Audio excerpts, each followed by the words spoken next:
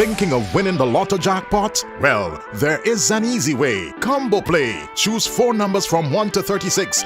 That's a combo 4 at a cost of $64. Match any 4 of the 5 numbers and win the lotto jackpot. There's Combo 6, where you purchase 6 numbers for only $12. Match any 5 of the 6 lotto numbers and hit the jackpot. How about Combo 7? That's a purchase of 7 lotto numbers for $42. Match any 5 of the 7 numbers and you will win the jackpot. There are also Combo 3, Combo 8 and Combo 9 lotto plays. Visit the NLA headquarters in Pauls Avenue or WhatsApp 495-6886 for more details. Lotto.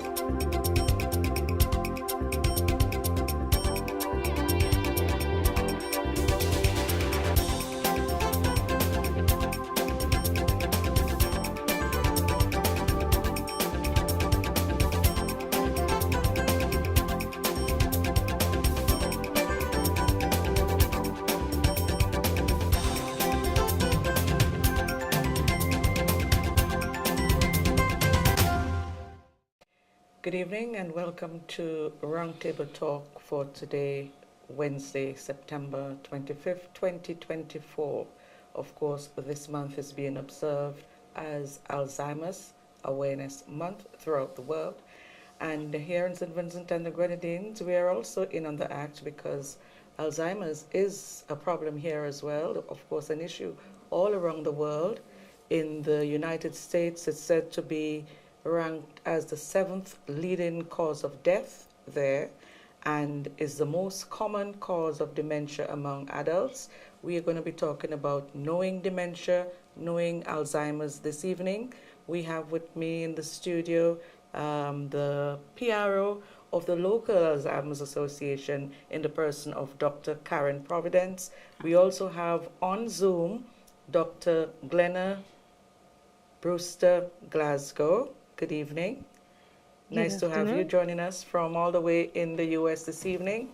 And we're privileged to have as another of our guests, Mr. Steve Wiley. Most people will probably know you from Vinlec, but definitely have you today as someone who has been affected and impacted by the disease and have cared for a parent, in this instance, your father. So we'll be happy to hear about your experience and what others can learn from your own experience. Some of the famous names with Alzheimer's include Sugar Ray Williams, Tony Bennett, Ronald Reagan, Bruce Willis, Rosa Parks, B. Smith. Some very famous names there. What is the situation as far as Alzheimer's is concerned here in St. Vincent and the Grenadines? What's the status quo? Well, we imagine. First, good evening, everyone. Good evening, St. Vincent and the Grenadines. Good evening, Glenna, where you are in the U.S. It's wonderful to be back. We were here a year ago doing similar things. So, yes, what's the situation with St. Vincent and the Grenadines in regards to Alzheimer's disease? I wish I could easily answer that question. Theresa, it's not that easy to answer. But anecdotally, we would imagine that it is similar to what is happening in other countries. And we know that populations globally, populations in countries are getting older. Recently, we would have had some discussion about that, like falling birth rate in St. Vincent, or the Caribbean islands too, and around the world. And so to infer is that people are living longer, populations are aging, and Alzheimer's disease is really a disease of older people. We used to say elderly. I was told that word is not fashionable anymore. And what is estimated is about 5% of people at age 65 would be diagnosable for Alzheimer's disease. And it goes up by we can say 1% per year. So by age 70, it would be 10% of any population. By age 75 would be like 15% estimated.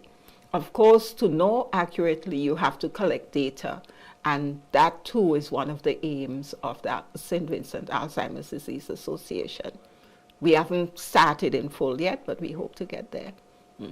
Okay, and maybe this is a good time for us to really say what exactly is Alzheimer's, because we have to start from the beginning. We can't assume that people know what we're talking about. Exactly. Yes. And so I think before people made assumptions that, these things were who knew, who didn't know. And we want to level that out so that more people would have the information. Alzheimer's disease is a disease of older people.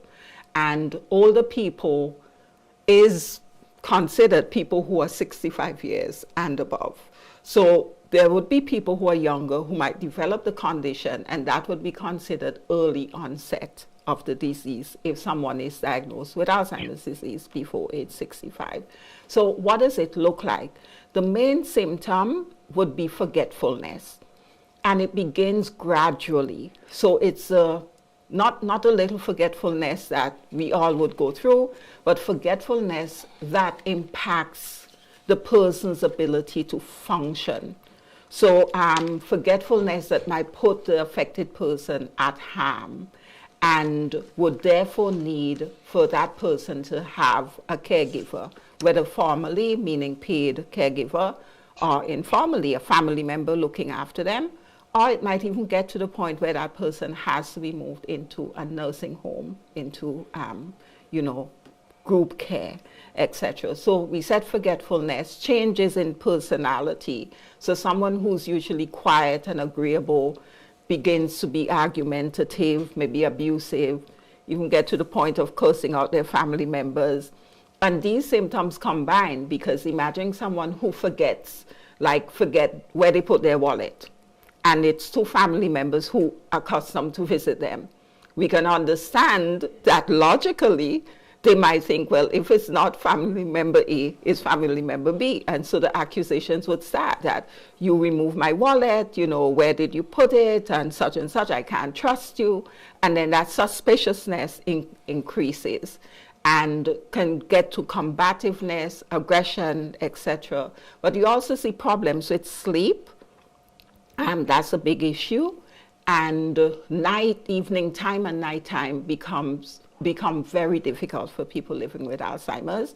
So they would prefer in the daytime, they are okay and they might be more lucid, but as the evening time and it goes into night, there's more confusion, they're not sleeping well, etc.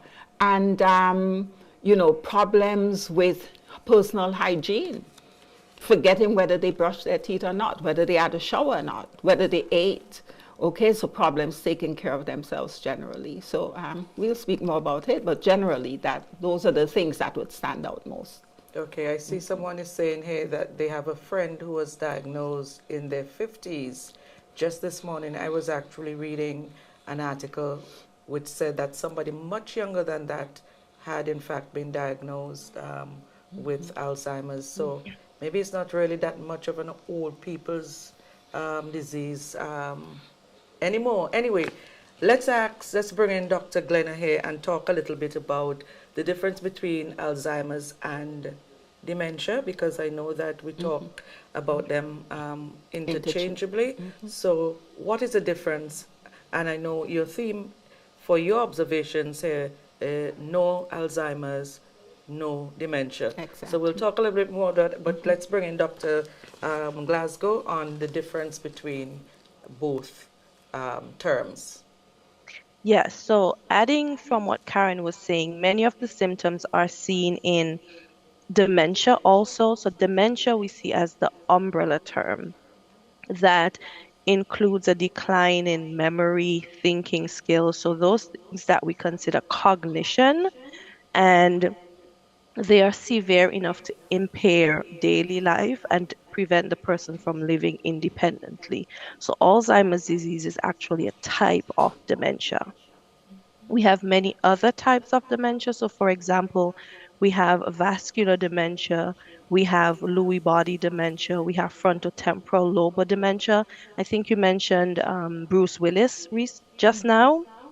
He has FTD, which is frontotemporal lobar dementia, and also Wendy Williams was recently diagnosed. So we see a lot of that within the news media. And I believe I just heard today that Brett Favre He was diagnosed with Parkinson's disease. And while that is not dementia, it can actually lead to dementia in the long run. So anytime we see a progressive decline in a person's ability to think and to make decisions and remember, then that is known as dementia. And there are different causes, and the different causes are what the names are. So Alzheimer's disease is one of the things that would cause and lead to dementia.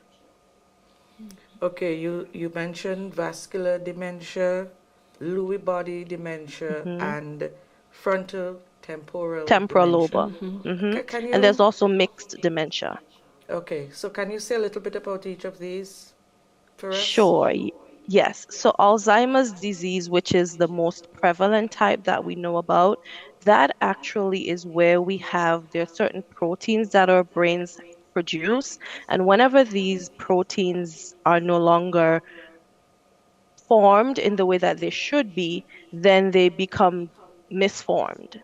And those two proteins in when we're looking at Alzheimer's disease are beta amyloid and tau. Whenever they do what we call lumbar puncture. And a lumbar puncture is where they're looking at the cerebral spinal fluid to look for these proteins and they find them. That is a high indicator that there's an Alzheimer's disease pathology there. We're also looking, so for Lewy body, they're looking for that particular protein, the Lewy body protein. Frontotemporal lobar dementia, oftentimes that has to do with a lot of behavioral issues and making decisions that may not align necessarily with norms of society. So there might be a lot of outburst. There might be a lot of emotional changes that you see within that person. So that's where the frontal and the temporal lobe of the brains are more frequently affected. Vascular dementia, that is the one where I feel like most of the modifiable risks are present. And modifiable means blood hypertension, diabetes, high cholesterol, which increase our risk for developing strokes. And when we often develop strokes, then strokes increase our risk for vascular dementia. So vascular, we think about our blood vessels and our heart and the diseases that would affect the blood vessels and the heart. Those diseases are ones that we can manage. So we can manage if we are diagnosed with hypertension, we can take our medications, but we can also reduce our risk for developing those diseases by diet and exercise and ensuring that our weights are in the normal recommended normal weight range. So those are things that we can really control through medication, oftentimes diet and exercise also. Okay, thanks. We'll take our first break. When we come back, we want to look at is there a particular type of dementia that is diagnosed more than the other in St. Vincent and the Grenadines? So I don't know if you have the answer to that, but we'll talk about that when we come back after this our first break. Back in just a moment. You can increase your chances of winning the Super 6 jackpot with a combo play. Remember, Super 6 numbers are from 1 to 28. Choose any 5 Super 6 numbers. That's a combo 5 for $69. Match any 5 of the 6 numbers and you will win the jackpot. Choose 7 Super 6 numbers for $21. Match any 6 of the 7 numbers and win the jackpot. There's more. Combo 8, where you purchase 8 Super 6 numbers for $84. Match any 6 of the 8 numbers and you will win the jackpot. There are also Combo 3 and Combo 4 Super 6 plays. Visit the NLA headquarters in Pauls Avenue or WhatsApp 495-6886 for more details. Super 6, bigger jackpots, more chances to win.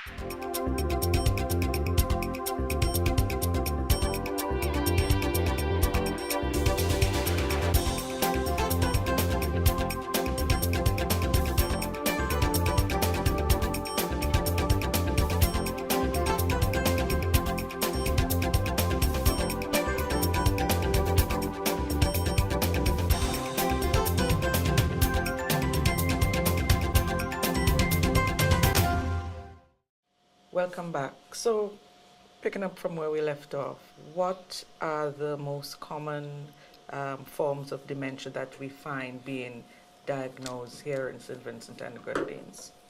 I think it would be vascular dementia that Glenna referred to earlier.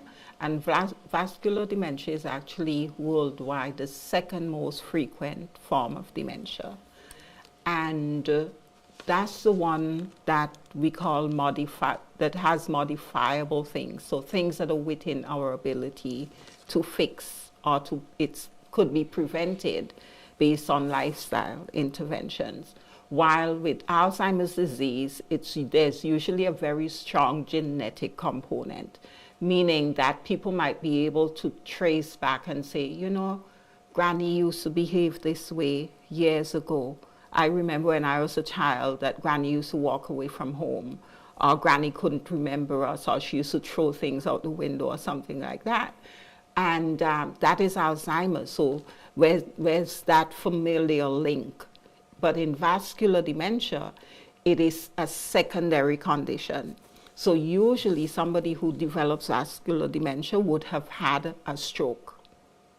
So there's damage to the brain. And as we know now, we have access to CT scan examinations of the brain. We have an MRI machine available. So these are things that you can look at the images on a CT scan or an MRI and see the area of the brain that would be damaged and diagnose vascular dementia. So as opposed to Alzheimer's disease, where, as Glenna explained, there are these proteins that are misformed or malformed in the brain, and gradually they cause the brain cells to die. So when you look at a person who has Alzheimer's disease, the CT scan, you see the brain shrinking. You're actually seeing spaces between the skull, the hard bony skull, and the brain, the soft brain.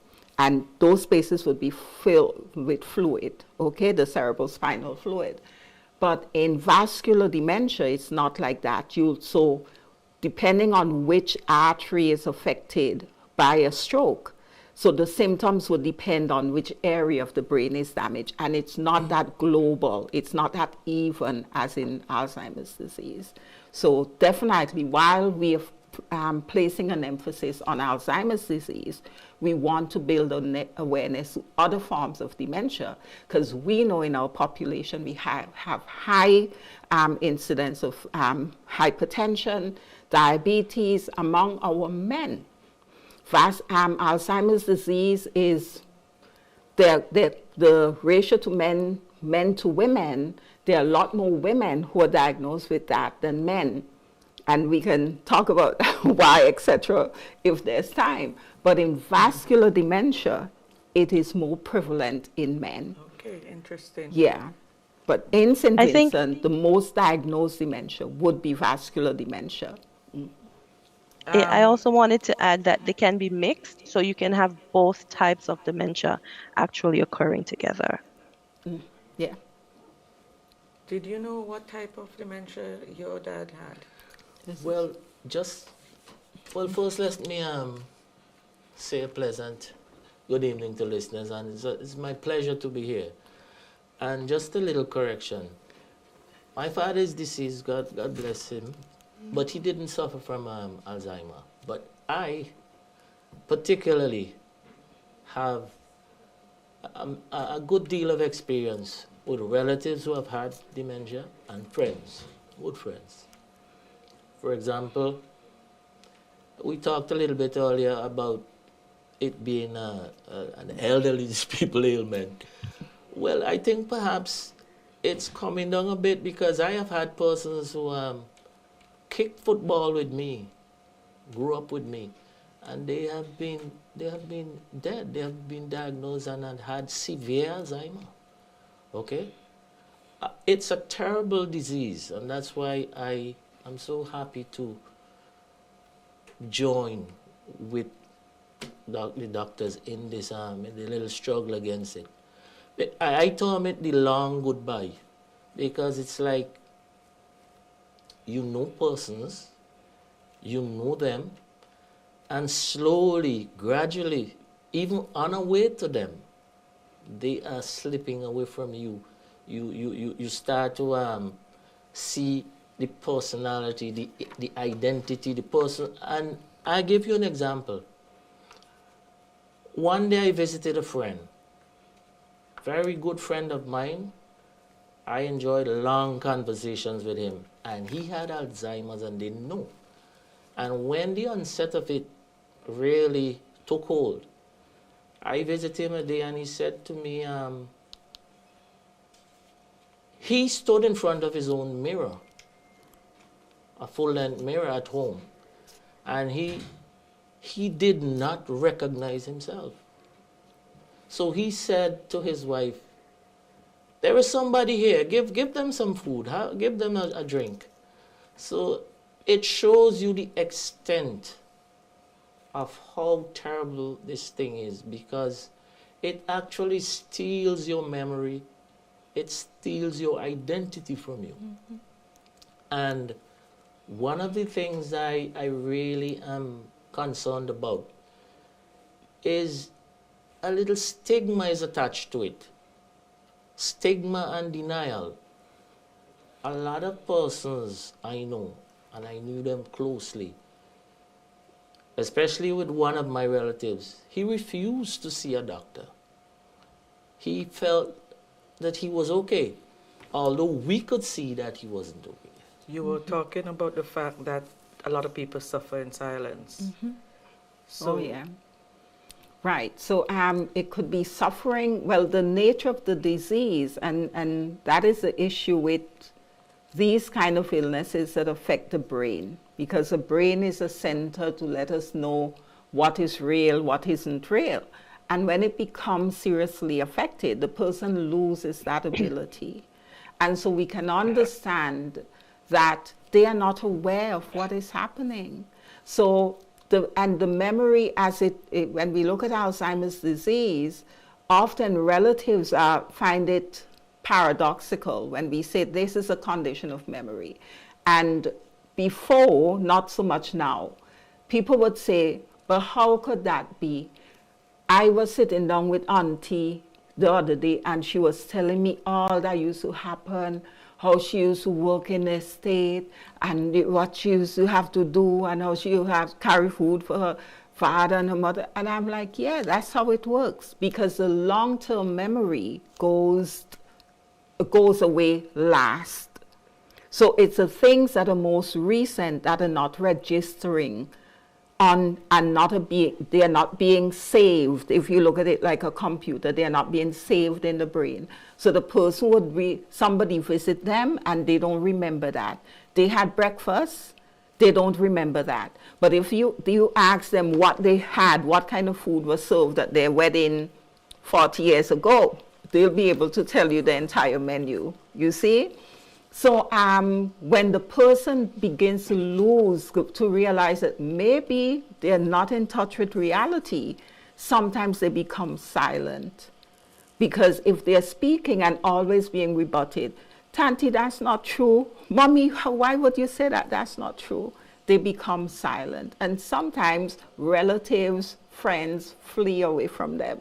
Because it's like, you know, you go to see them and you say, oh, what's happening? You know, you enjoy the cake I bring you last week. And they say, what cake?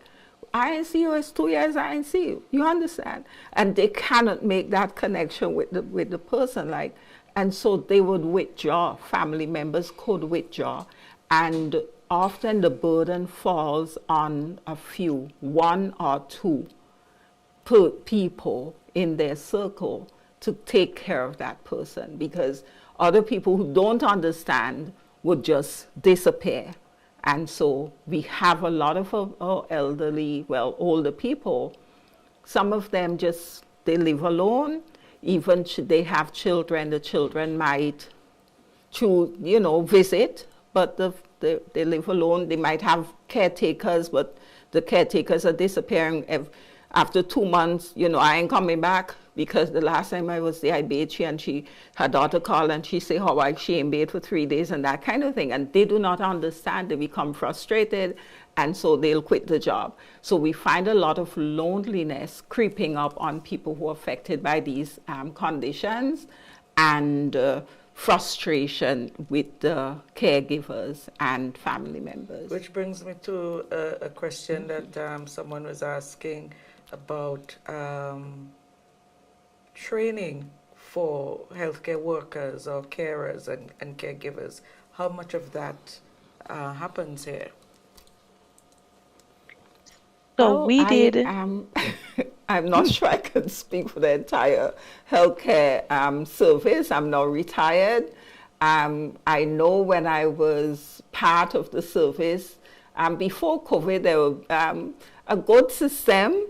And if I may say, like doctors like Dr. Ambrose really were, pioneers, Timothy Providence, to ensure that young doctors and every doctor, that you remain aware of things that were happening, the old things and the new things.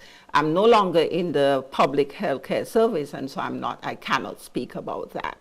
However, recently, through the SVG Alzheimer's Disease Association, we have done last year, we had a very successful training event with caregivers, and these are people who work even within the state system. So the home health aides, which I think is a splendid program, I've spoken publicly about that being a good program before, run by the Ministry of Mobilization.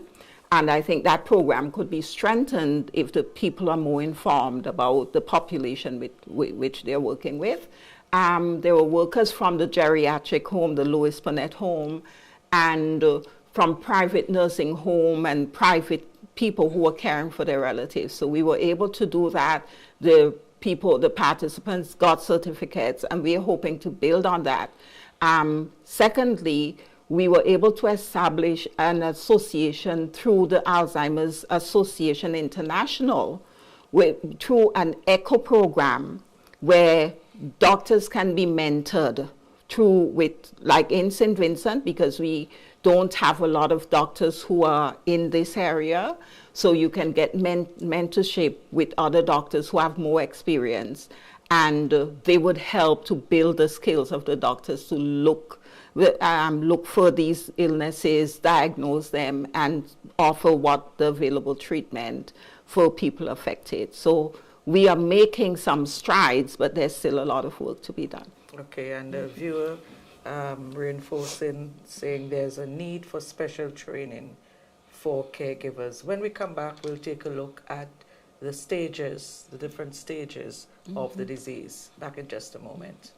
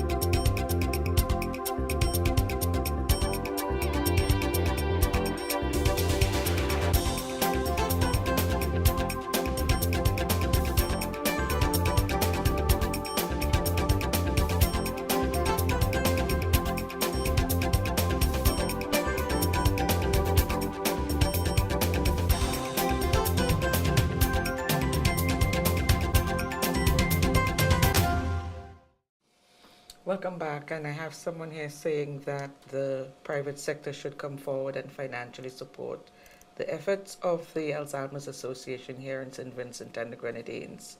and the fact that regional networking is also possible. Let's talk a little bit about the various stages of the disease. Right. So for Alzheimer's disease, there are 3 stages that are identified. So the early stage, or what is mild Alzheimer's disease, and that's where there would be some symptoms. There'll be decline in the person's cognitive ability, but the person would be able to live in their own home and with minimum supervision. So they might need to do things like make a list of what they need to do on a daily basis. Maybe tick off what they have done so that they know, you see, and just have distant support. So such a person can still live on their own, but have someone supporting and showing that they have the groceries, that the bills are paid, and that kind of thing. And then you have moderate Alzheimer's disease. By the time the person has moderate Alzheimer's disease, they are going to need some kind of supervised care. Okay, if their family members are around, if there's a spouse or children who are living in the home, then that's all right. But they become less independent. They would need assistance with managing their finances, and that becomes a really big issue, because that might be the last opportunity that person has to, if they haven't made a will, if they have assets and they want them to be disposed of in a certain way, then that would be the last opportunity that they would have to maybe engage with a lawyer and show that their will is put into place and that kind of thing. And then we have severe Alzheimer's disease, where, most of the time the person does not remember. They have disorganized behavior, meaning, they are not doing things right. So this is someone who might go to the bathroom and, soap up their skin and forget to turn on the pipe or something like that. Or would need assistance with just about every aspect of their life. And such people would often move in, if the family can afford it, to move into a nursing home or have assisted care in some way. So have caregivers around the clock, somebody coming in the day. If family members live there, that person would need to be on medication. They would have problems sleeping, etc. Obviously, it is better, and if people are going to have, and we know people are going to have Alzheimer's disease, that it's picked up when they're in the early phase. You see, when it's early Alzheimer's, like mild Alzheimer's, because most of the treatments that are available are shown to work much better in that early stage of the disease, and the progression of the illness is delayed. It's slowed down. By the time it gets to moderate, you have like maybe less than a 50-50 chance that the available medications would work. And with severe Alzheimer's disease, there's very little medications that would work. I was reading an article recently about something called a monoclonal antibody. So this is some special medication that they've researched in a lab, and it's injected, and it's supposed to go to the brain and clean out those faulty proteins that Glenna mentioned earlier. And I think one dose was number like $56,000 US. I'm not making this up. And it was fast-tracked for approval by the FDA in the USA, because there's such a need for treatment for Alzheimer's disease. They were very optimistic about it, but people were getting very severe side effects. The brain was swelling, and so they could not continue using that medication. So just saying, for early diagnosed disease, in the first stage of the disease, that is best, because the treatment options are available, and the progression slows down. People can remain well and functional for much longer. They can put their affairs into order, you see, decide what they want to happen to them. A simple thing like, if I have my home, do I want to remain in my home when I get more ill, or do I want my children to move me into a nursing home?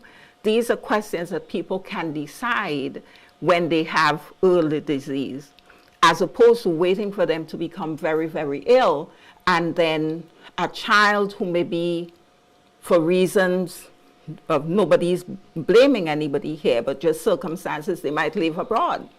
And so they can't come back to St. Vincent to take care of their relative. And so the convenient thing might be to remove mommy and or daddy and place them in a nursing home, you see, and mommy or daddy might not be happy there. So these are the nuances that would be decided by the stage of the disease that the person has. Okay. Dr. Glenna, I wanted to bring you in on the time frame between the various stages of the disease. How long does it take, for instance, to progress from mild to moderate to severe?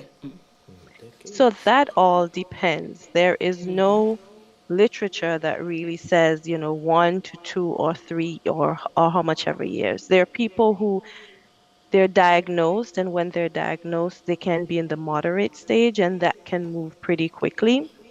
So it can be up to 20 years that somebody can actually live with Alzheimer's disease or a related dementia.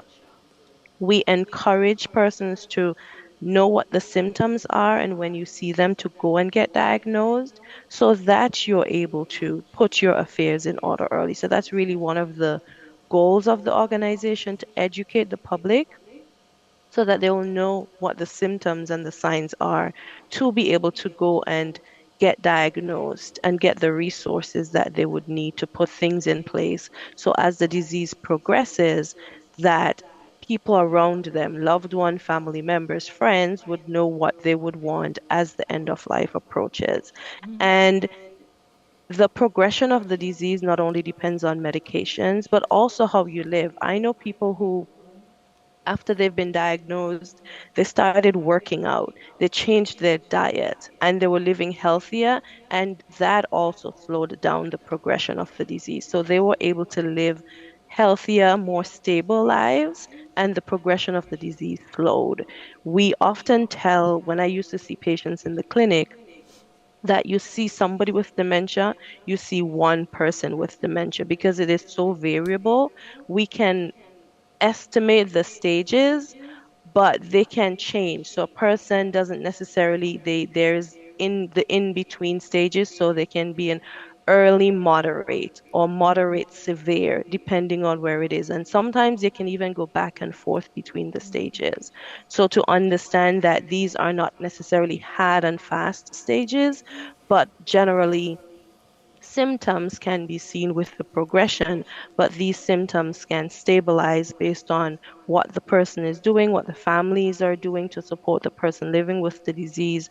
And we encourage people to start now, but even after diagnosis, to do what we call the 6 pillars of brain health, which includes, being active, getting restorative sleep, being social, so socializing, doing things to engage your brain. And a diagnosis of dementia does not equate to you being unable to use your brain and do activities or learn new things. You can still learn new things even if you have a diagnosis of dementia. It might take you a bit longer.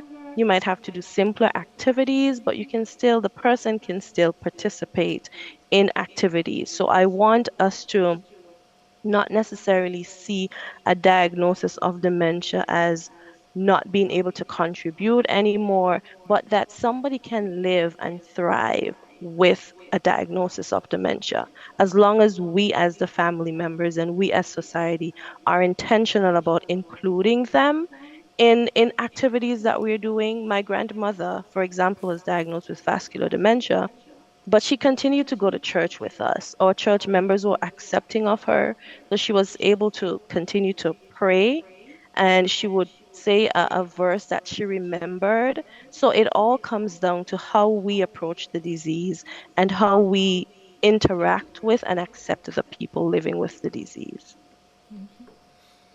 What advice would you give to somebody who has gotten a family member with a new diagnosis?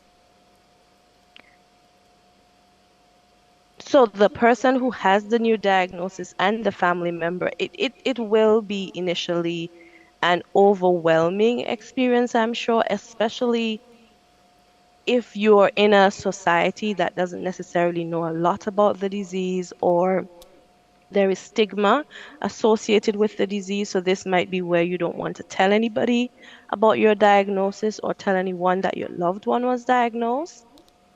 And one of the negatives that can happen as a result of that would be you won't get the support that you would need as you provide the care for the person who is now newly diagnosed with the disease. So what I would suggest would be to take time to accept and come to terms with the disease, and then start going about identifying and finding resources. And that oftentimes might mean telling a church member or start telling your other family members and indicating to them that you would need their support and help as you're going through the process of providing care for this person who is now living with dementia. Recognizing that the symptoms within the person living with dementia might change and be different. So there's some people who have the disease who are pretty, they don't change significantly in terms of having anxiety, depression, or significant what we call behavioral and psychological symptoms. So they might not have significant sleep disorders or anything like that. But there are some people, when they do get the diagnosis, they might get depressed. They might withdraw. They might start becoming more anxious. So when you see those psychological symptoms, then talking to your healthcare providers, because this is definitely something that can be treated. We can treat depression and anxiety with certain types of medications. We can get them more involved and social. We can take them to a therapist where they're able to process their feelings and what's happening. So those are some of the things that I would suggest. And perhaps join a support group. So we as the SVG ADDA, we are working on starting some support groups in St. Vincent and the Grenadines, because as of now, there is none. And if you are somebody who is caring for someone living with the disease, you might feel that you're alone. So our goal is to ensure that you know that you're not alone. So you can find a group of people that you can share that experience with, because that social activity and that interaction alone, I think, is often very helpful in supporting you as you take on that role and continue through the role as a caregiver for somebody living with cognitive impairment and dementia. Okay, we'll take a final break and come right back. Now available from all Lotto agents. Goldmine, a new $2 Instacash game with a top prize of $3,000. Goldmine, so easy to play. If your numbers equals the bars of gold numbers in the same group, win the prize shown. You can win up to 3 times. Get your Goldmine Instacash tickets where there's no waiting for a draw, and you can win on the spot. Goldmine, another easy to win Instacash game from the National Lotteries Authority.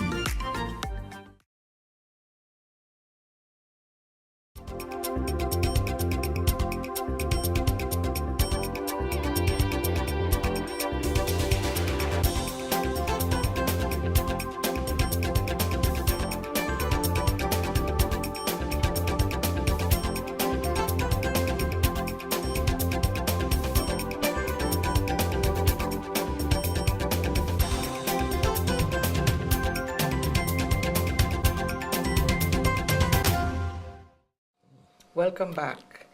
I want to look at how crucial or how important the way the family deals with somebody who has been diagnosed. How crucial is that, the way they handle that person, or that new situation, that new information? Oh, yes. So you see a range of reactions often. So thankfully, there's usually the one family member who would understand or be open-minded that perhaps this is true. If it is, let me learn more about it.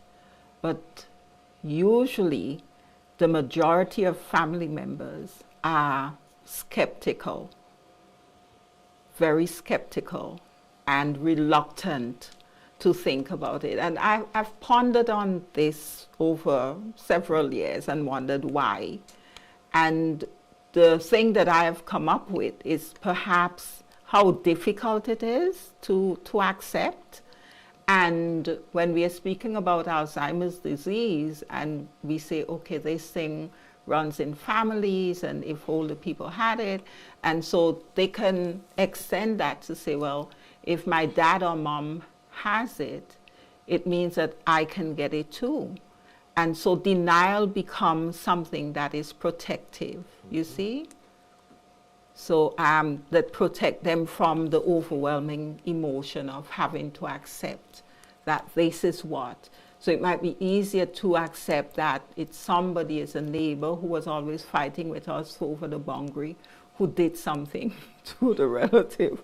That, as far-fetched as it might seem, might be more easily acceptable than the fact that this is a disease that is going to affect this person for the rest of their lives.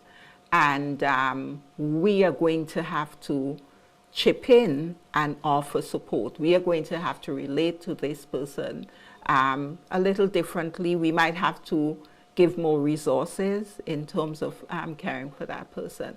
And so we don't often have family meetings where you would try to initiate that, but there's usually a reluctance where family members would come together, sit down, and say, okay, let's try and understand what is happening to mommy or daddy or granny or so. How can we help? That does not often happen. We definitely would like to change that. For Mr. Wiley, I know from his personal experience, maybe he can share. Well, as a caregiver, having been involved in caregiving for the care of persons with Alzheimer's, sometimes, although you can get, we have asked and gotten a formal diagnosis, sometimes long before that, you suspect. The family, the caregiver suspects that this person, with the kind of a memory loss that is presented, they are suffering from that. And what I have learned, and I have become so interested that I have read some and looked and talked to other persons, even though Alzheimer is not curable, it's not a curable disease, but you can do things to make a person's life more livable and so on. Definitely. It's not mental illness either. I used to think, and a lot of caregivers confuse Alzheimer's with mental illness. It's not. It's a degenerative brain disorder. That's interesting. It's a degenerative brain disorder. And like all things physical, it can be treated. It is treatable. And that's why I want to support the association, because the research that they do, even though the things now are quite, insubstantial in terms of we don't even know what really causes the proteins and so to accumulate like that. Okay? In time, if we devote resources into the research, we may come about with serious things that can help to alleviate the situation. One of the other things I noticed was that with caregivers and with the whole lifestyle of the modern family, they tend to leave the elderly in isolation, okay? And you don't visit as often. And sometimes you may think, he's getting loony, and you have a stigma to that, you don't want to get involved. But even though the person is presented with even moderate Alzheimer, they still can sense your love or lack of love. And sometimes they sense that and they withdraw. And as Doc says, there is this bit of depression that comes in. So even though Alzheimer's is not a mental disease, it can affect your mentality. And so you get delusionary, you get, the parent now, or the person who has the thing, gets worse because isolation, deprivation of love, attention. Person I used to go and talk with for hours, you don't do that anymore because you find it difficult. But that is the time when the person needs you most. And another important thing I want to give out as a caregiver, I have noticed it with my wife particularly, okay, is that sometimes the thing is a very stressful undertaking, especially if like all siblings are abroad, you're the only one there, and you have to make these constant trips and so on and so forth. It wears you down. And you cannot afford to be worn down because the person then feeds off of you. He senses when you get depressed too.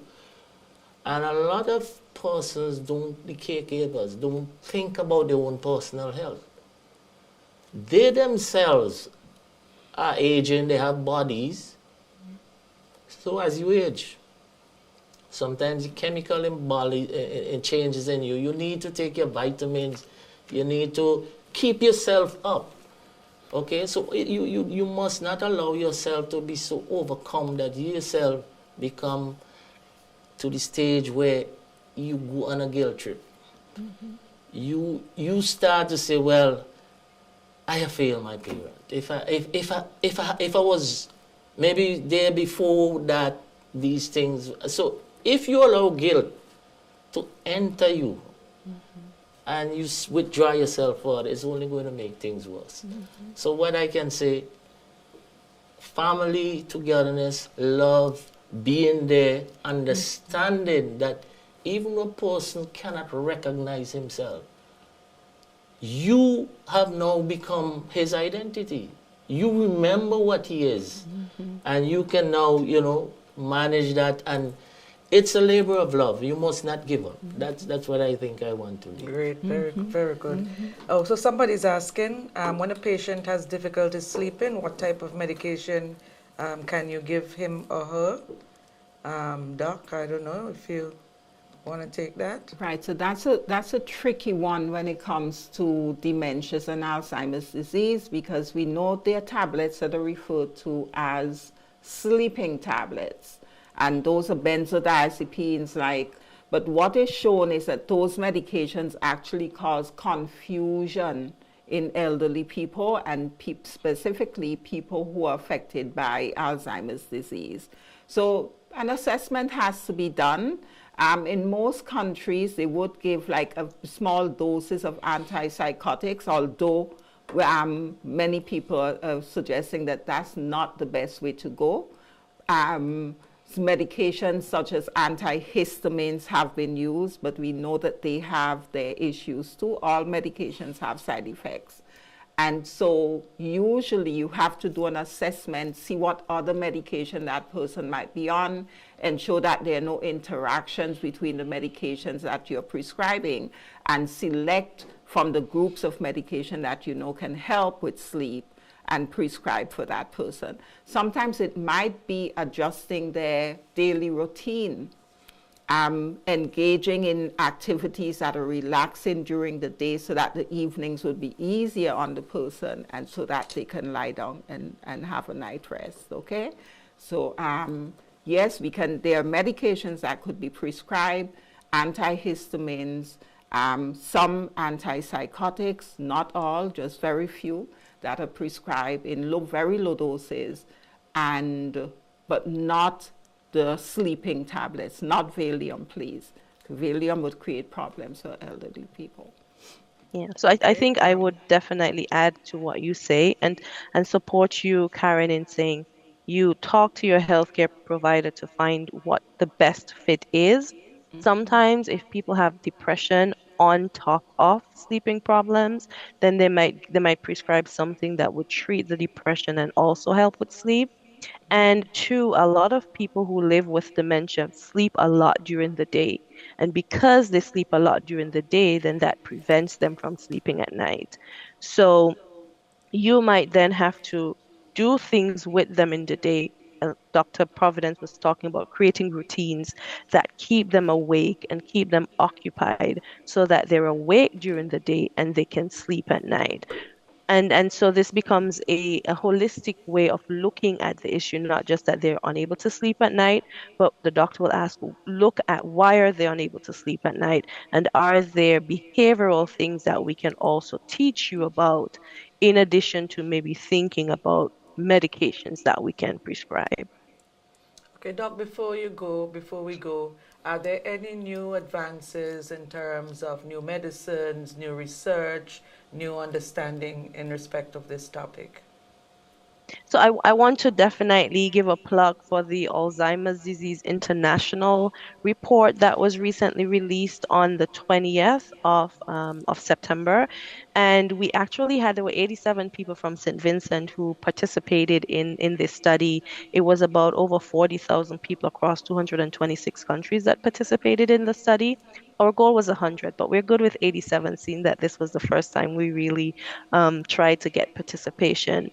And so I'm encouraging persons to go to the website and download the report and look at it. But for some of it that stands out is that we still have up to 80% of people who think that dementia is a normal part of the aging process rather than a medical condition. So this suggests that we still have a long way to go in educating the public about the fact that dementia is not normal aging, but that it is a medical condition that we need to address and diagnose and manage. And this increased actually from 66% in 2019. So we're not going in the correct direction.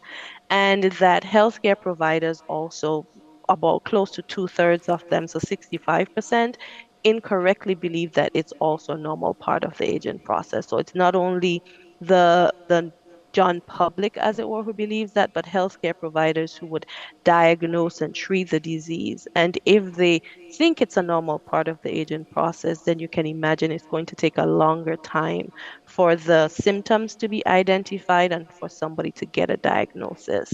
And there is also people who are living with the disease who experience discrimination.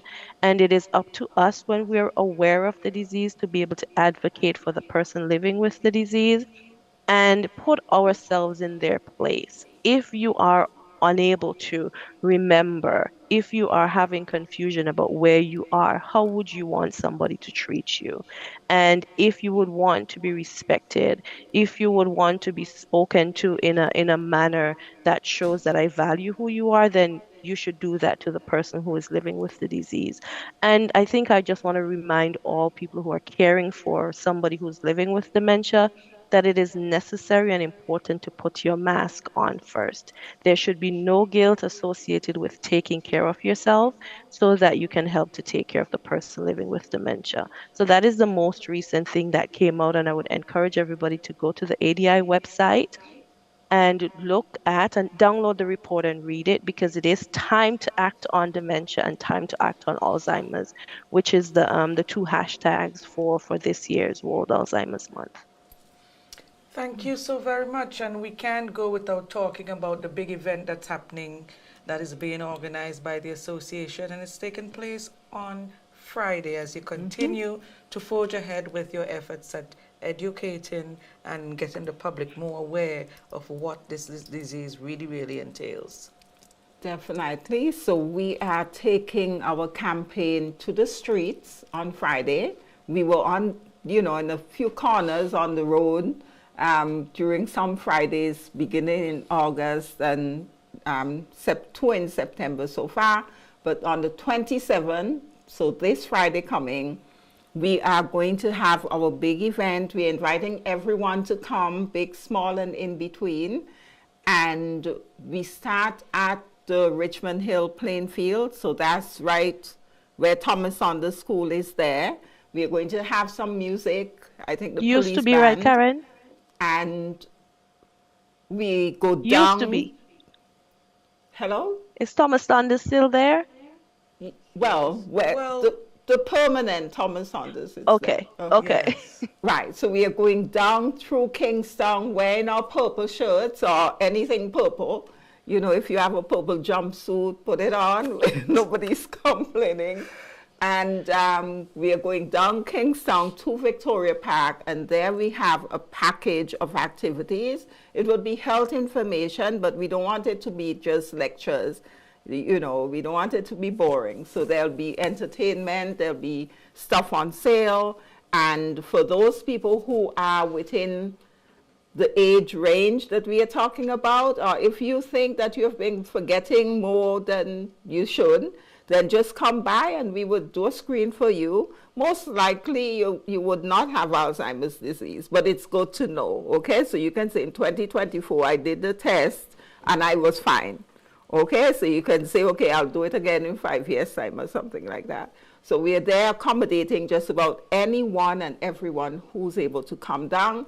T-shirts are still available. They're $50 per T-shirt, and in your package, you get information brochures like I have here, telling you a bit about the disease and other things that you can do, not just for self, but for relatives, family members, church members, okay? And just people you care about. So we are definitely inviting everybody to come out Friday morning. And that's at 9. At 9, beginning at 9. Great. So remember, purple is the color. So put your purple on, get your purple on, and come down to town on Friday. That's our program for this evening. Thank you for joining us, and thank you so much to our panelists, Drs. Providence and Brewster Glasgow, and also our very special guest in Mr. Steve Wiley. Thank you for sharing. Until next Wednesday, do enjoy the rest of the evening, and thanks again for joining us. Good evening. All righty. Thank you.